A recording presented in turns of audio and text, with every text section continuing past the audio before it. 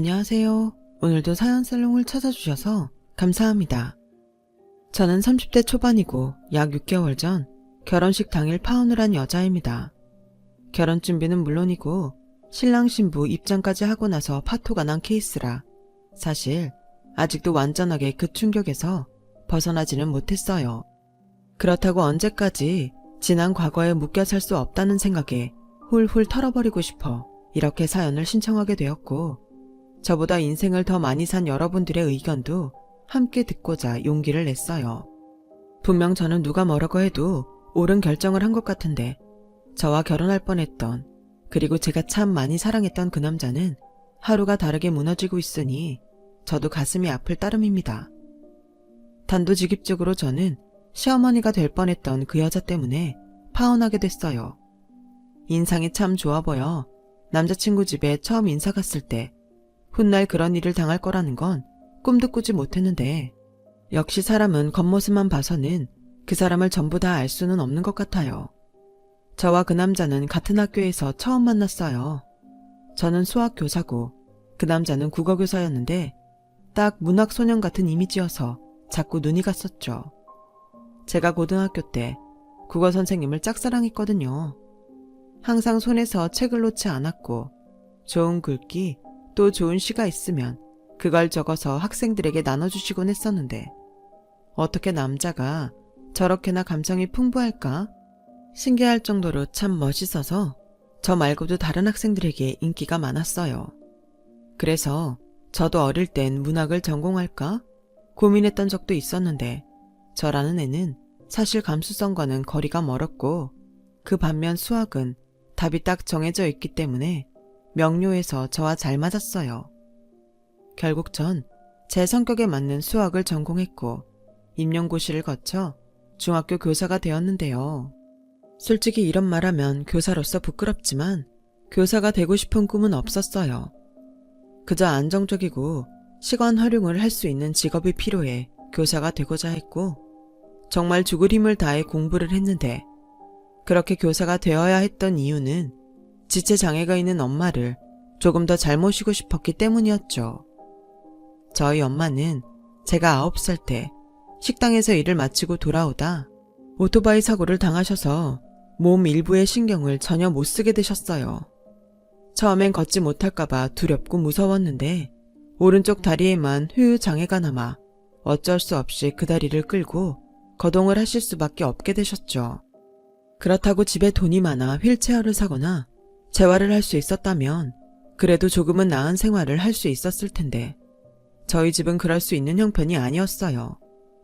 게다가 엄마의 사고 이후 아빠의 일방적인 이혼 통보로 몸도 불편한 엄마는 어린 저를 말 그대로 죽을 둥 살 둥 키우셨는데, 제 기억에 단 한 번도 가난하지 않았던 적이 없었으니 그 고생은 말할 것도 없었어요.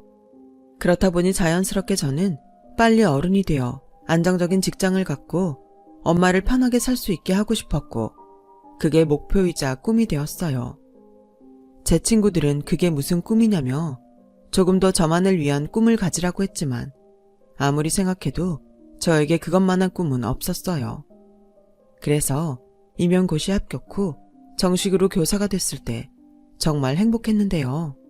몸도 성하지 않은데 공부하는 딸 뒷바라지 한다고 저희 엄마가 정말 고생을 많이 하셨거든요. 그래서 남은 인생은 시집도 가지 않고 그런 엄마를 위해 살겠다고 생각했어요. 그런데 시간이 지나고 여유가 생기니 그런 생각도 조금씩 변했고, 보는 것 생각하는 것이 달라지니 엄마밖에는 안 보였던 저도 하고 싶은 게 생기기 시작했어요. 그리고 평소 자연스레 눈이 가던 그 남자와 가까이 지내면서 호감을 키웠고, 그렇게 저와 그 사람은 학교에는 비밀로 하고 연애를 하기 시작했는데요. 연애를 시작하니 또 다른 세상이 펼쳐지더군요. 어릴 때 좋아했던 국어 선생님을 닮은 그 남자는 연애가 처음이라 서툰 저에게 늘 잘해줬어요. 세상에서 저희 엄마 말고 저를 이렇게나 챙기고 좋아해주는 사람이 또 있다니, 저는 점점 그 남자한테 빠지고 말았죠. 부끄럽지만 첫사랑이었어요.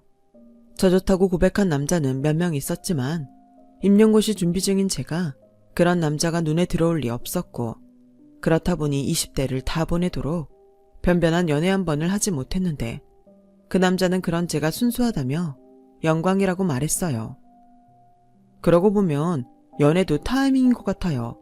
만약 전 선생님을 제가 임용고시 준비하면서 봤다면 고백해도 까였을 거잖아요. 지금 만나서 정말 다행이다. 그렇긴 한데 사실 좀 창피하긴 해요. 이 나이 먹도록 연애 경험이 없으니까 어디 가서 말도 못하고. 왜요? 난 무지 좋은데. 원래 남자는 누군가의 첫사랑이 되고 싶은 바람이 있거든요. 그게 바로 저라는 거잖아요. 뭐야, 국어 선생님이라고 그런 좋은 표현을 막 사적으로 써도 돼요? 원래 첫사랑은 이루어지지 않는다고 하던데. 그야 어릴 때 만난 첫사랑이 그런 거죠. 그리고 전 첫사랑이라고 하지 않았습니다. 마지막 사랑이라고 해두죠. 방금 닭살 돋은 거 알아요? 아무튼 부족하겠지만 잘 부탁해요. 지금 떠올려도 마음이 아프네요. 앞으로 일어날 운명도 몰랐던 저희 둘은 그렇게 계속 설레며 행복할 줄만 알았으니까요. 그리고 그렇게 비밀로 1년 연애를 하고 그 남자는 다른 학교로 정근을 갔어요. 그러면서 자연스럽게 저희 둘 사이가 오픈되었고 3년을 더 만난 뒤 저는 화려한 조명이 가득한 대형 크리스마스 트리 앞에서 행복한 프로포즈를 받았죠. 결혼이라니 솔직히 엄두도 나지 않는 저랑은 상관없던 단어였는데 사랑하는 사람을 만나고 행복한 연애를 하니까 저도 점점 그 사람과 결혼이 하고 싶더군요. 그리고 그때는 이미 저희 엄마가 장애가 있다는 걸 그 남자에게 모두 말한 상황이었어요. 나는 그런 건 중요하지 않다고 생각해. 그저 정훈이 널 낳아주신 것에 감사하지. 그동안 정훈이 네가 혼자서 고생이 많았겠다. 앞으로는 나랑 같이 해. 나 정훈이 너한테도 장모님한테도 좋은 보호자가 될 거야. 고마워. 근데 호영 씨네 집에서도 괜찮다고 하실까? 나는 사실 그게 제일 걱정이야. 에이, 뭘 그런 걱정을 해. 우리 부모님은 내가 원하는 거면 뭐든 좋다고 하는 분들이셔. 내가 어릴 때 몸이 많이 약했거든. 걸핏하면 코 피 흘리고 쓰러져서 안 해본 검사가 없어. 그래서 우리 엄마가 뭐든 좋으니까 아프지만 말라고 했거든. 그 뒤로는 내가 좋다는 건 다 오케이. 그러니까 넌 걱정하지 마. 그리고 분명 우리 부모님도 정은이 너 마음에 든다고 빨리 며느리 삼고 싶어 할 거야. 내가 말은 안 했지만 정은이 네가 딱 우리 엄마가 좋아하는 스타일이야. 저는 그 말이 제 걱정을 덜어주기 위한 말이라고 생각했지만 그래도 기분이 좋았어요. 그리고 한편으로는 이런 아들을 키운 부모님이 TV나 영화에 나오는 막장 시부모 같은 사람일 리 없다고 생각했죠. 그렇게 저는 결혼을 허락받기 위해 예비시댁을 찾았어요. 몸집이 작고 딱 봐도 교양 있어 보이는 예비 시어머니는 말씀도 참 고상하게 하셨는데 인상이 너무 좋으시더라고요. 거기에 예비 시아버님도 다정하시고 말씀을 재미있게 하셔서 그날 하루 종일 웃느라 얼굴 근육이 다 얼얼할 정도였는데 그렇게 화기애애한 시간을 보내고 마침내 올 것이 왔어요. 저희 엄마에 대한 질문들이었죠. 저는 내심 준비를 하고 있었기 때문에 최대한 솔직하고 자세하게 설명해 드리려 했어요. 우리 아들한테 들으니 모친이랑 둘이 산다면서? 근데 모친께서 몸이 좀 불편하시다고?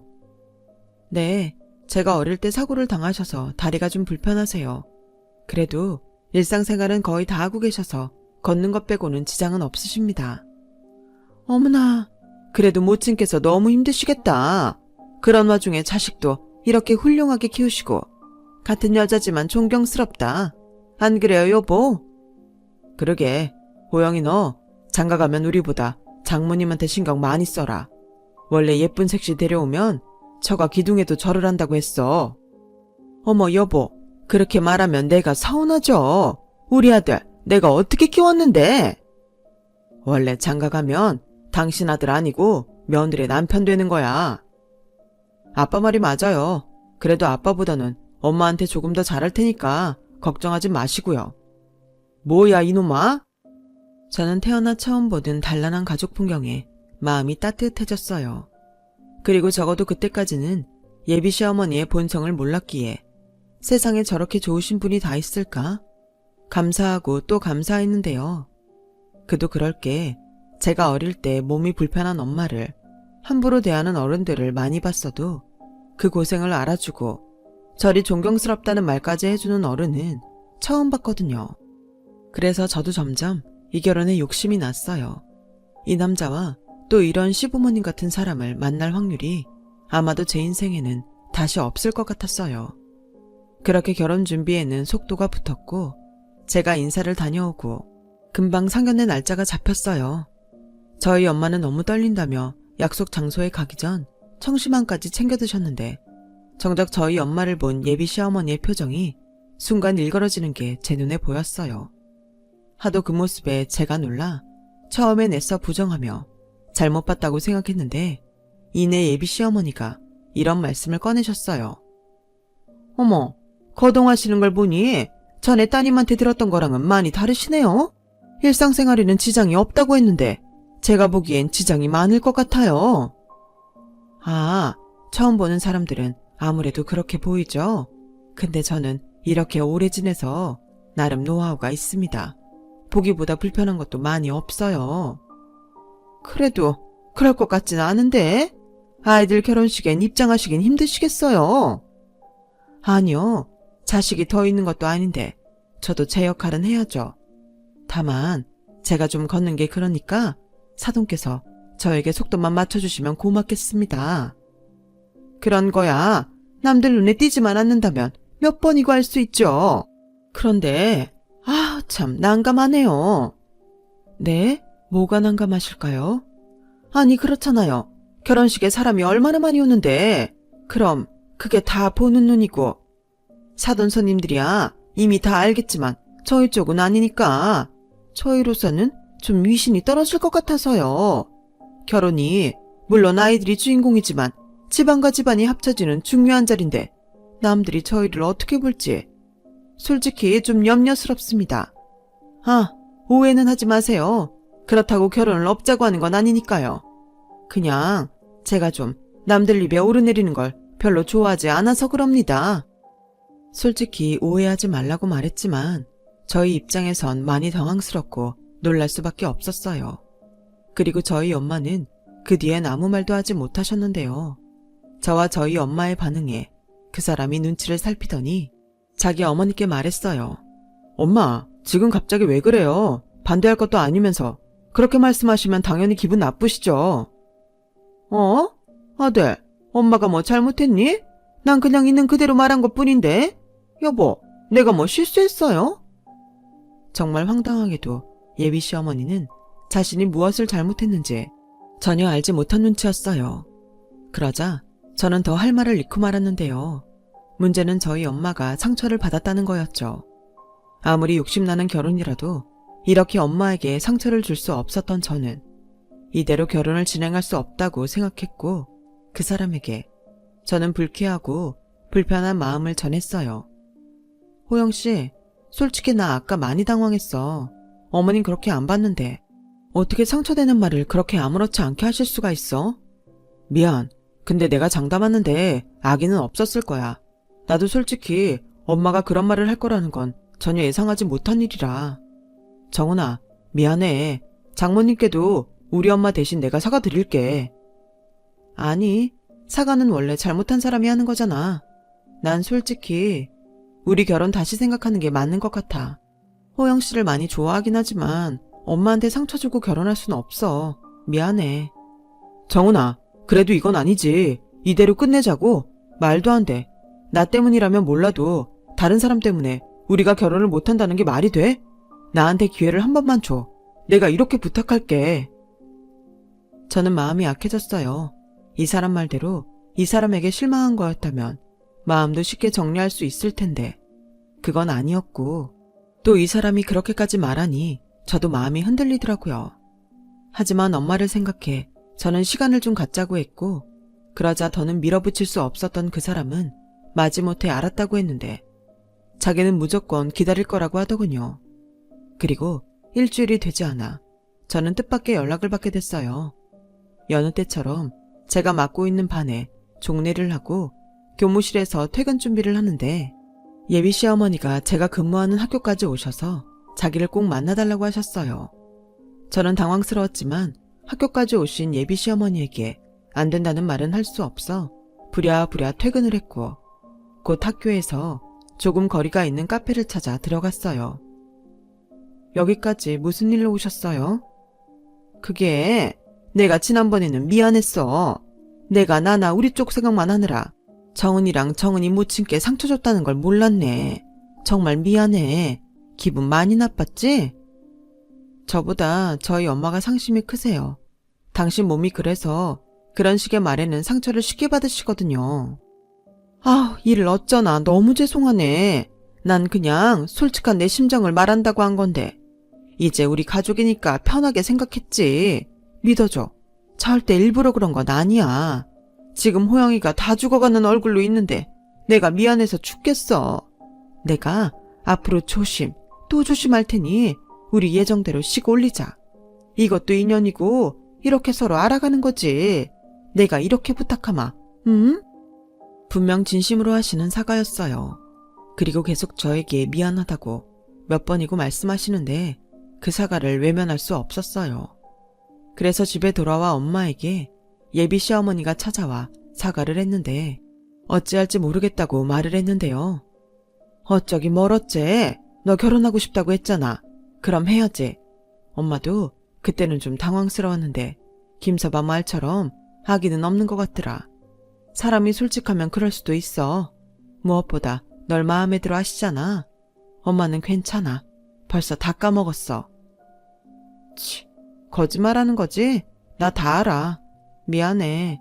나 때문에 그런 말까지 듣게 해서. 뭐가 미안해? 그리고 엄마도 네가 데리고 온 남자가 별로였으면 별로라고 했을 거야. 엄마 김서방 마음에 들어. 그러니까 우리 딸 지난번 일은 그냥 넘기고 결혼해. 엄마는 네가 결혼한다는 사실만으로도 엄마 역할 다 한 것 같고 기뻐. 저는 엄마의 말을 듣고 다시금 예정대로 결혼을 하기로 마음을 굳혔어요. 그래서 제 연락을 기다리고 있을 그 사람에게 전화를 걸어 어머님께 사과받았고 이제 저도 저희 엄마도 마음이 풀렸다고 이야기를 하자 그 사람은 금세 목소리가 밝아져 저에게 고맙다고 했어요. 그렇게 그때의 일은 결혼 전 잠깐 지나가는 해프닝 정도라고 여겼어요.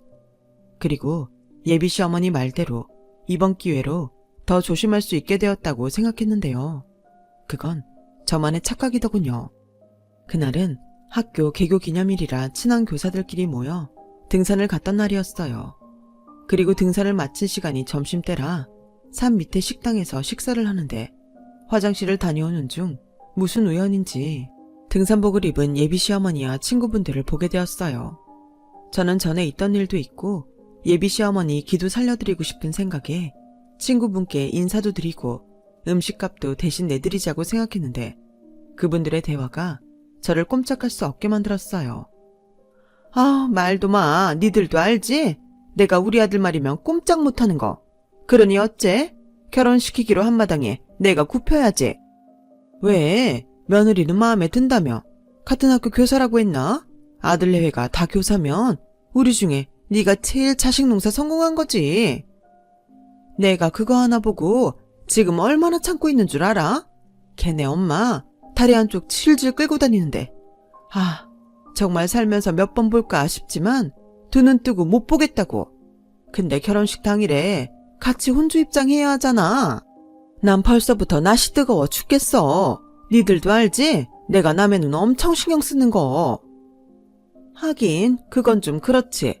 남편 지인들도 다 올 텐데 며느리가 교사여도 사돈이 장애인이면 좀 그렇긴 하겠다. 그냥 혼주 입장 생각하면 안 돼? 그냥 사돈한테 처음부터 먼저 가서 앉아있으라 그래. 아, 그런 말 했다가 또 난리 나지. 원래 그런 건 서로 배려하고 그러는 건데 그런 걸 영 모르더라고. 자식이 하나라 자기도 할 건 다 해야겠대. 너 골치 좀 아프겠다. 그래도 그날만 참으면 되잖아. 그렇게 아끼는 아들이 원하는 결혼인데 눈 딱 감고 해.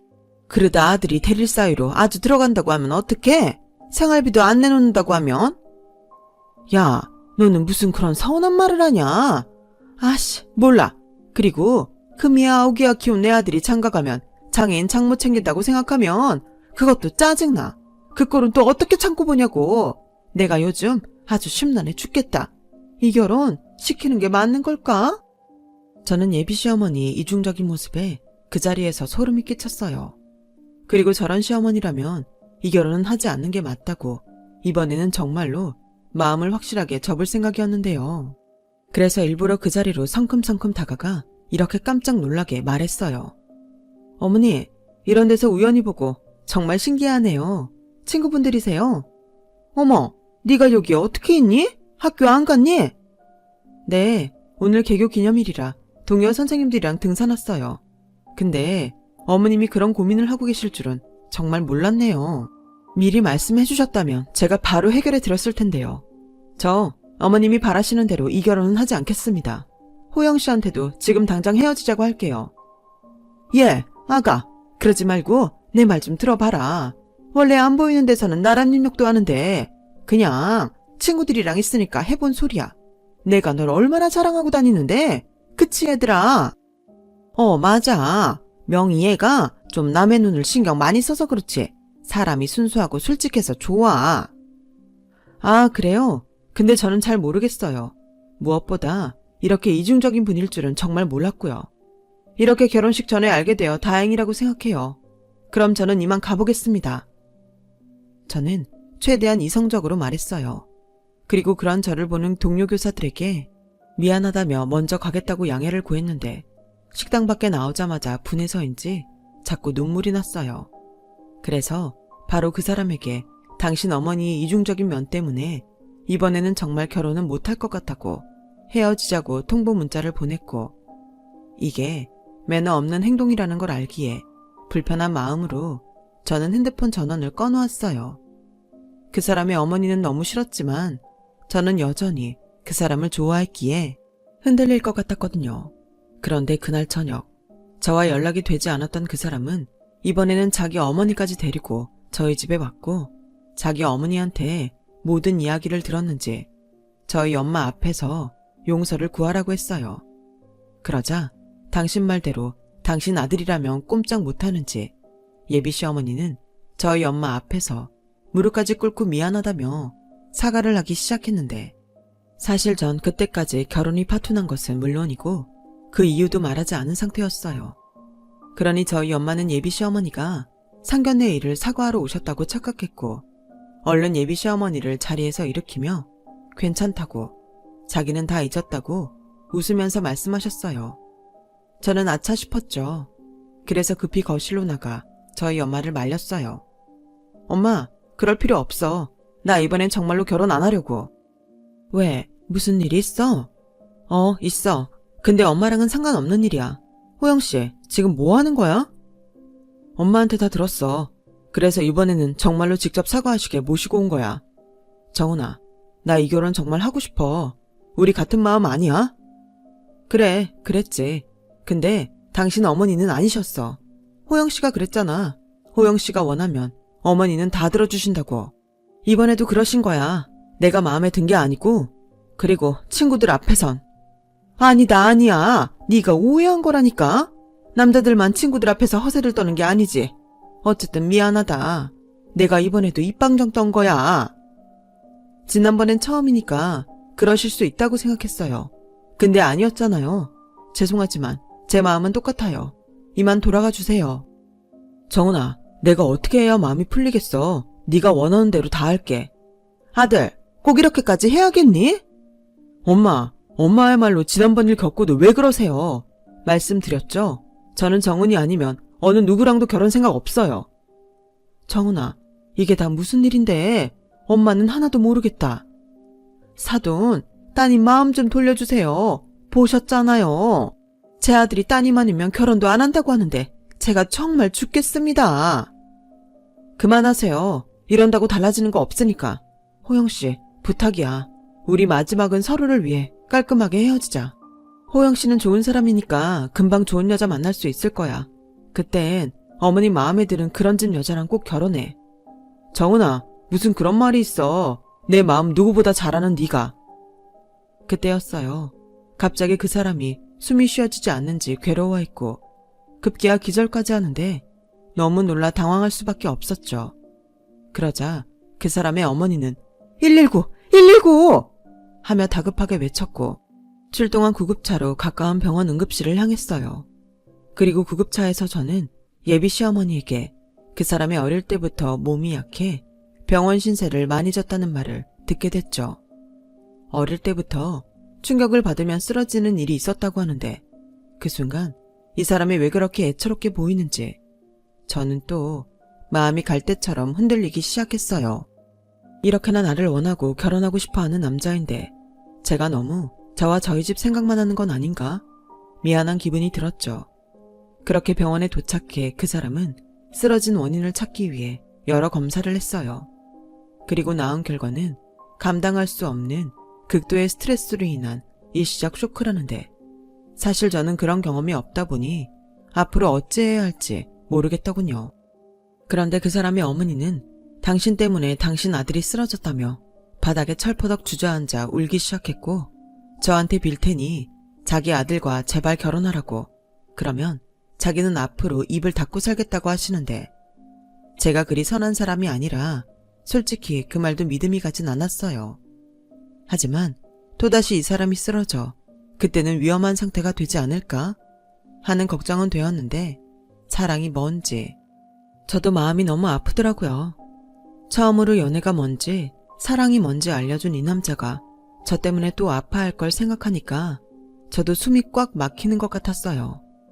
그렇게 저는 고민의 시간을 가졌어요. 그리고 그 사이 그 사람은 퇴원을 하게 됐는데 저희 엄마는 자세한 이야기는 듣지 못했으면서 이번이 마지막이라는 생각으로 넘어가면 어떻겠냐고 저를 설득하셨어요. 엄마, 처음은 처음이라 그런다지만 난 아무래도 그 사람 어머니가 마음에 걸려. 결혼하고 딴 말하고도 남을 사람이라니까. 그래, 그럴 수도 있지. 근데 김서방은 아니잖아. 엄만 저런 사람 처음 봤어. 너 후회하지 않을 자신 있어? 지금은 너무 감정적이라 보이지 않을 수도 있지만 나중엔 김서방 엄마가 아닌 김서방만 생각날 거야. 엄마는 내가 저런 시어머니 며느리가 됐으면 좋겠어? 상견례 때 봤잖아, 경우 없는 거. 경우 없는 사람들 엄마가 처음 봐? 근데 네 시어머니는 그래도 사과는 그때그때 하잖아. 그게 진심이든 아니든 나이 먹고 사과할 수 있는 사람 별로 없어. 엄마는 적어도 네가 나 때문에 결혼을 포기하진 않았으면 좋겠다. 너 아직 김서방 사랑하지? 보이지도 않는 그런 감정 따위가 참 무서운 거였어요. 저는 결국 진짜 마지막이라는 생각으로 사랑을 선택했고 예정대로 결혼식 준비를 해 나갔어요. 그러자 그 사람은 마음을 돌려준 저에게 고맙다며 자기 어머니가 쓴 각서를 저에게 내밀더군요. 읽어보니 다시는 저나 저희 집에 대한 나쁜 말은 하지 않겠다는 내용이 적혀 있더라고요. 하지만 그 사람의 정성은 알겠으나 그 각서가 진심이라는 생각은 하지 않았어요. 그래서 조심스럽지만 그 사람에게 결혼 후에도 예비 시어머니와는 적당한 거리를 두고 할 도리만 하고 싶다고 말을 했는데 그 사람은 제 말에 흔쾌히 그러자고 하더군요. 저는 적어도 그렇게만 된다면 더는 골치 아플 일은 없을 거라고 생각했어요. 시어머니와 며느리가 잘 지내면 물론 좋겠지만 그게 아니라면 좀 불편해도 서로를 위해 눈치를 보는 게 낫다고 생각했거든요. 그리고 다행스럽게 그날 이후로는 제가 걱정했던 일들은 생기지 않았어요. 예비 시어머니도 항상 조심하는 듯 말을 줄이셨고 결혼 준비를 하면서도 과도한 것을 요구하지 않았는데요. 다만 내가 다른 건 다 상관없는데 원래 내가 호영이한테 생활비를 받았었거든. 네 시아버지는 은퇴하고 아직 연금 나오려면 멀어서 호영이가 주는 생활비가 없으면 우리가 좀 곤란해서 그 돈은 계속 좀 받았으면 한다. 그런 거라면 당연히 그렇게 드려야죠. 원래 호영씨가 하는 거라면 더더욱 그래야 한다고 생각합니다. 그런 거라면 걱정하지 마세요. 어머 고맙다. 사실 이런 걸 이해 못하는 며느리가 많다고 해서 내가 얼마나 마음을 졸였는지 몰라. 근데 생활비를 좀 올려달라고 하면 그건 좀 그런가? 네? 그건 호영씨랑 상의해 볼게요. 그래, 난 뭐든 너희들 결정에 따르마. 고맙다. 예비 시어머니는 민망한 듯 웃으셨어요. 하지만 저는 그런 부분은 자식인 우리가 할 수 있는 범위에선 해야 한다고 생각하고 있었는데요. 저도 저희 집에 생활비를 드리고 있었거든요. 그래서 이참에 공평하게 각자 집엔 각자가 알아서 생활비를 드리는 게 좋겠다고 생각했어요. 예비신랑인 그 사람도 그게 좋겠다고 했고요. 그렇게 모든 준비가 끝나고 결혼식 당일이 되었어요. 저는 자식이 저 하나라 엄마에게 처음이자 마지막이 될 혼주 한복을 예쁘게 맞춰드렸는데 웨딩드레스를 입고 신부 화장을 한 뒤 신부 대기실에 앉아있자 그제야 제가 진짜로 결혼을 한다는 게 실감이 나기 시작하더군요. 그리고 잠시 뒤 신랑 신부 입장 전 혼주 입장을 알리는 음악 소리가 들렸어요. 지금쯤 저희 엄마도 얼마나 떨고 있을까 그런 생각을 하고 있는데 곧 제 차례가 다가왔죠. 저는 친정아버지가 없기 때문에 예비 신랑과 동시 입장을 하기로 했어요. 그래서 결혼식장 문 앞에서 예비 신랑 손을 잡고 기다렸다가 드디어 부부로서 첫 발을 내디뎠는데 많은 사람의 축하 박수를 받으며 걷던 중 저도 제 눈을 의심하게 되는 일이 벌어졌어요. 글쎄 혼주 자리에 앉아 있어야 할 저희 엄마는 없고 생전 처음 보는 분이 신부 측 혼주 자리에 계셨는데요. 게다가 한복도 제가 맞춰준 한복도 아니었어요. 저는 너무 황당해 행진 도중 걸음을 멈췄고 제가 걷던 걸음을 멈추자 결혼식장 안은 일순간 술렁이기 시작했어요. 그 사람은 의아한 듯 저를 쳐다봤고 제 눈은 이제 오늘이 지나면 진짜 시어머니가 되는 그 사람으로 향했죠. 아무런 증거도 없는데 그냥 그때는 그런 기분이 딱 들었거든요. 그때였어요. 이건 정말 예상하지 못한 일이었는데 얼마나 울었는지 화장이 다 번진 저희 엄마가 경찰들 손에 부축을 받고 식장 안으로 걸어와 저를 붙잡더니 서럽게 우시는데 엄마의 그런 모습은 30평생 처음이었어요. 정은아, 이 결혼 하지 마라. 엄마가 미안해. 도저히 나는 저 사람이 무서워서 널 저 집에 못 보내겠다. 엄마, 그게 무슨 말이야? 꼴은 왜 이러고? 저 여자 짓이야. 저 여자가 잠깐 할 말이 있다고 주차장으로 날 부르더니 날 차에 있으라더라. 저 삼촌인지 옆에 감시하는 친척까지 두고 말이야. 자기는 나랑 식장에 들어가는 게 아무리 생각해도 창피하다고 내 역할 대행 사람도 불렀다면서 나더러 거기 있으라고 하더라. 이게 말이 되니? 어떻게 사람이 그럴 수 있니? 내가 필사적으로 차를 두드리니까 주차장에 있던 직원이 경찰을 불러줘서 겨우 나왔다. 뭐라고? 저는 엄마의 말에 참을 수 없는 분노를 느꼈어요. 그렇게 제발 자기 아들이랑 결혼만 해달라며 각서까지 쓴 사람이 어떻게 이런 계획까지 짜고 저희 엄마에게 그런 짓까지 하는지 저는 그 사람의 어머니를 노려봤죠. 그러자 대행으로 불려왔던 사람은 자기는 의뢰에 응한 것뿐이라며 그 자리를 도망쳤고 저는 더는 참을 수 없어 이성을 잃고 그만 예비 시어머니의 머리채를 잡고 말았는데요. 물론 제가 머리채를 잡자마자 주변에서 저를 뜯어 말렸어요. 하지만 이성을 잃은 저는 결혼이고 뭐고 눈에 보이는 게 없었고 저희 엄마는 너무 놀라셨는지 그 자리에서 울기만 하시는데 정말 피가 거꾸로 솟는 것 같았어요. 그래서 면사포를 집어 던지고 저희 엄마를 부축해 결혼식장을 나서는데 상황을 이렇게 만들어 놓고도 무슨 생각인지 그 사람의 어머니라는 여자가 저를 붙들었어요. 이거 놔요. 내가 당신 고소할 거야. 몸도 불편한 저희 엄마를 어떻게 차에 놔둘 생각을 했어요? 그냥 결혼식 끝날 때까지만 그러라고 했어. 너도 지금 내 머리채 잡고 분풀이 했잖아. 그럼 된 거 아니야? 보는 눈도 많은데 일 더 크게 만들지 말고 이제 너도 내 생각 좀 해다오. 나도 체면이 있는데 쪽팔려서 못하겠는 걸 어떡해. 정말 말이 안 나오네요. 그럴 거면서 각서는 왜 쓰셨어요? 저희 엄마가 어디가 어때서요? 예, 말은 바로 해야지. 니네 엄마 걷는 걸 봐. 누가 봐도 장애인이잖아. 한복으로 가려질 것 같으면 나도 이렇게까지는 안 했다. 그냥 상황에 맞게 할 수 있는 건데 뭘 그렇게 예민하게 굴어. 사돈도 제 입장을 좀 헤아려 주셔야죠. 제가 처음부터 차에 계시라 했나요? 제가 정중하게 부탁했잖아요. 싫다고 하시니 저도 어쩔 수가 없었다고요. 엄마, 정말 어디까지 하실 거예요? 이게 사람이 할 짓이에요? 엄마, 정말 이것밖에 안 되는 사람이었어요. 아들, 여기 아빠 손님, 엄마 손님 얼마나 많은지 알아? 지금이라도 수습하려고 노력하고 있잖아. 네가 그러지 않아도 네 엄마 지금 충분히 쪽팔리거든? 엄마는 지금 이게 쪽팔려요? 저는 그런 엄마가 쪽팔려요. 오늘부터 그냥 아들 없다고 생각하세요. 이젠 저도 더는 미안해서 이 결혼하자고 못하겠네요. 정은아, 장모님, 죄송합니다. 정말 죄송합니다. 그 사람은 그렇게 말하고 결혼식장을 박차고 나갔어요. 저 역시 이 결혼은 더는 진행할 수 없다고 생각했기에 나가는 그 사람을 잡지 못했는데요.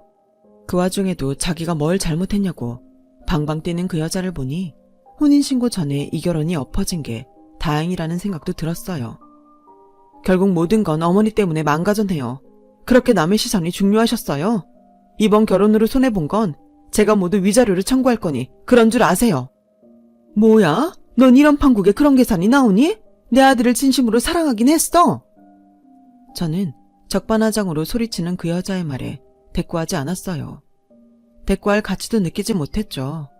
그러자 상황 파악을 하고 있던 경찰들이 저희 쪽으로 다가왔고 저희는 피로 현장이 아닌 경찰서로 가게 됐네요. 자, 아드님도 결혼 못한다고 나가셨으니 이제 이만 경찰서로 가시죠. 신고가 들어온 이상 저희도 조서는 써야 하거든요. 다들 서로 가시죠. 저는 이렇게 된 거 잘 됐다고 생각하고 경찰서에 온 김에 그 여자를 장애인 차별법 위반과 감금죄로 고소하기로 했어요. 그러자 그 여자는 무슨 자기가 죄를 지었냐며 억울하다고 난동을 부렸는데요. 아니, 그렇게 남 시선을 의식하는 사람이 보는 눈도 많은 경찰서에서는 왜 그러는지 저는 정말 나이 먹고 왜 저럴까 한심하게 그 여자를 봤어요. 그리고 그런 자기의 아내를 경멸하는 눈으로 보던 그 사람의 아버지를 보게 되었는데 더는 못 봐주겠다는 듯 전 모르는 일이고 그냥 법대로 처리하세요. 라며 딱 한마디만 하고 경찰서를 나갔어요. 제가 처음 그 남자의 집에 갔을 때 느꼈던 단란함은 어디 가고 그들의 민낯을 보는 순간이었네요. 저는 그렇게 잊을 수 없는 파혼의 주인공이 되었어요. 그리고 그 남자는 파혼으로 손해본 제 돈을 빠짐없이 제 통장에 입금을 했고 그것으로 자신의 미안함을 덜고 싶다고 짧은 문자 한 통을 보냈는데 솔직히 돈보다도 그 사람이 더 걱정됐어요. 하지만 이젠 저도 나설 수 없는 입장이 되어버렸고 그저 그 사람이 더는 힘들지 않기만을 바랄 뿐이었는데 아는 교사가 전해준 소식으로 그 사람이 끝내 자기 집과 인연을 끊고 1년의 휴직계를 냈다고 하더군요. 사실 집과 연을 끊는 것까지는 몰랐지만 휴직을 할 수도 있겠다는 생각을 하긴 했어요. 아니, 그러길 바라는 마음이 있었죠. 저도 그렇지만 그 사람이 마음을 추스릴 시간이 필요하다고 생각했거든요.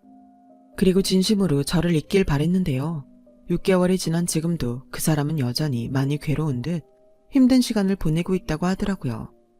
또 굳이 알고 싶지는 않았지만 충격적인 소식도 건너 듣게 됐어요. 그 사람의 어머니가 휴직과 동시에 집을 나간 당신 아들을 찾는다고 밖에 나갔다가 교통사고를 크게 당해 하반신 마비가 되었다고 하더군요. 지금의 저희 엄마는 스스로 거동은 할 수 있는데 그분은 그럴 가능성이 거의 없다는 것 같았어요. 정말 사람 일은 그렇게 한치 앞을 볼 수 없는 건데 장애를 갖게 된 지금 자신이 얼마나 남에게 상처를 줬는지 살면서 내내 알았으면 좋겠다고 생각했어요. 그런데 그것도 기대해 볼 수는 없을 것 같은 게 그 사람의 아버지는 자기가 아내를 돌볼 수는 없다며 퇴원하면 바로 시설로 가게 조치를 끝냈다고 하더라고요. 그냥 이젠 그 여자의 인생이 불쌍하다는 생각마저 들더군요. 그렇게 체면을 중시하더니 결국 그 사람의 마지막은 저희 엄마보다 더 비참한 것 같은데 이 마음의 미련이 뭔지 이럴 거면 처음부터 그 여자가 욕심을 내지 않았더라면 하는 생각이 들었어요. 물론 그렇다고 한들 지금의 상황이 달라지진 않겠지만요. 저는 이젠 조금씩 마음을 추스리고 그 사람과 제가 결혼까지 할 인연은 아니었다고 생각하고 있어요. 지금도 가끔 그 사람일 것 같은 모르는 번호로 전화가 올 때가 있지만 이젠 그 전화도 받지 않으려고요. 저도 그 사람도 이젠 과거를 잊고 미래를 살아야 하잖아요. 그때는 우스갯소리로 한 말이었지만 역시 첫사랑은 이루어지지 않는가 봅니다. 저는 당분간은 누굴 만날 생각이 없는데요. 저희 엄마를 위해서라도 더 열심히 씩씩하게 살아가려 합니다. 저희 엄마도 그날 받은 충격과 상처가 커서 한동안 많이 힘들어 하셨거든요. 그저 사랑하는 사람과 결혼하고 싶었던 것 뿐이었는데 그 대가가 저에겐 좀 가혹하지 않았나? 지금도 씁쓸한 기분이 드네요. 하지만 그 사람을 만난 건 후회하지 않아요. 충분히 고마웠고 행복했으니까요. 그리고 시간이 많이 지난 뒤 그 사람을 떠올리며 그래도 내 첫사랑은 좋은 사람이었다고 기억하고 싶어요. 부디 그 사람도 이제 그만 아픈 기억은 잊어버리고 다시금 환하게 웃길 바랄 뿐입니다. 해피엔딩이었다면 더할 나위 없이 좋았겠지만 저는 앞으로 다가올 저의 미래를 위해 남은 인생은 꼭 해피엔딩이고 싶어요. 지금까지 제 사연 들어주셔서 대단히 고맙습니다. 좋은 인연들과 함께하는 좋은 하루 되시길 진심으로 바라겠습니다. 여러분, 사연 댓글에 응원과 현명한 조언 부탁드려요. 좋아요와 구독은 저에게 큰 힘이 됩니다. 오늘도 좋은 일 가득하세요.